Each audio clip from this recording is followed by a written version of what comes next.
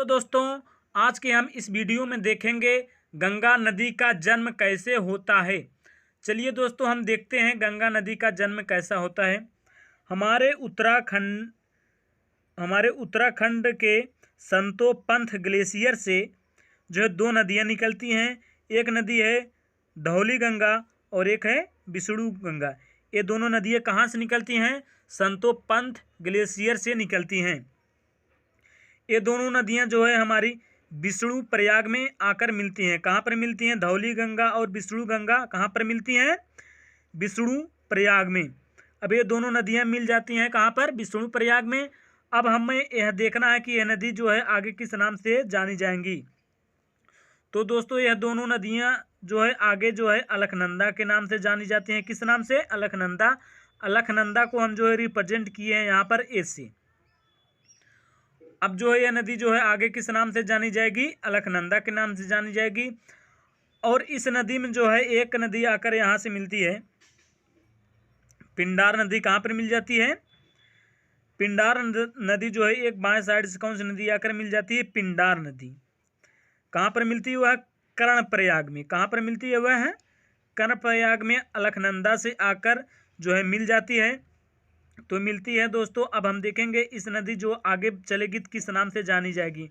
जिसकी गहराई ज़्यादा रहेगी उसी के नाम से जाना जाएगा। यहाँ पर देखेंगे अलकनंदा की गहराई ज़्यादा रहती है, तो अलकनंदा के नाम से ही आगे यह जानी जाती है।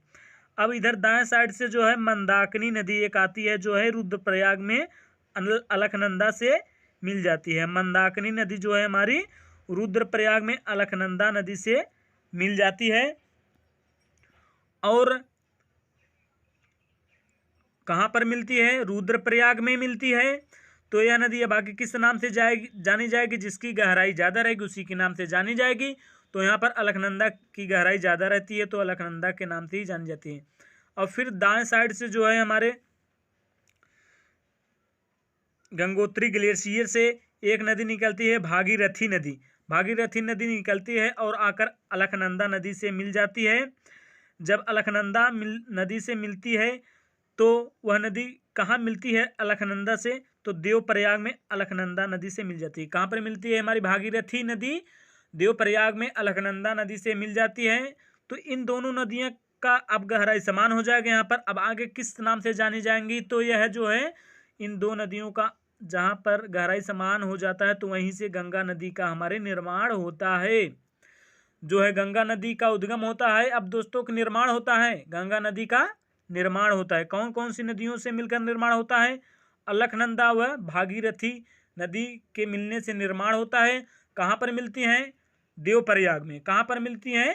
देवप्रयाग में मिलती हैं। कौन कौन सी नदी मिलती हैं? अलकनंदा और भागीरथी नदी के मिलने से हमारे जो है गंगा नदी का निर्माण होता है।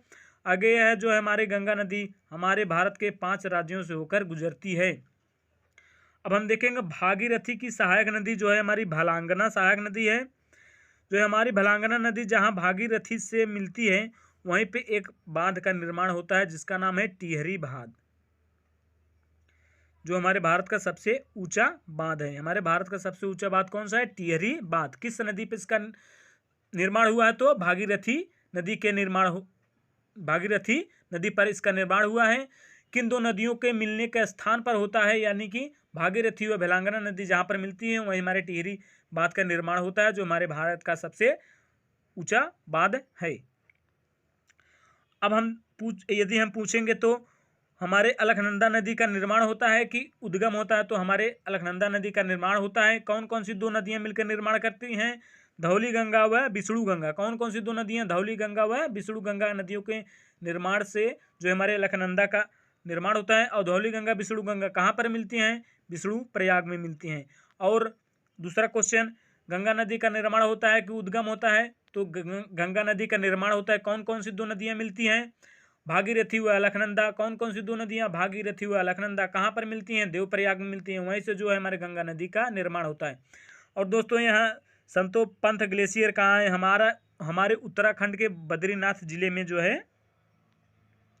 संतोपंथ ग्लेशियर है। थैंक यू, धन्यवाद दोस्तों।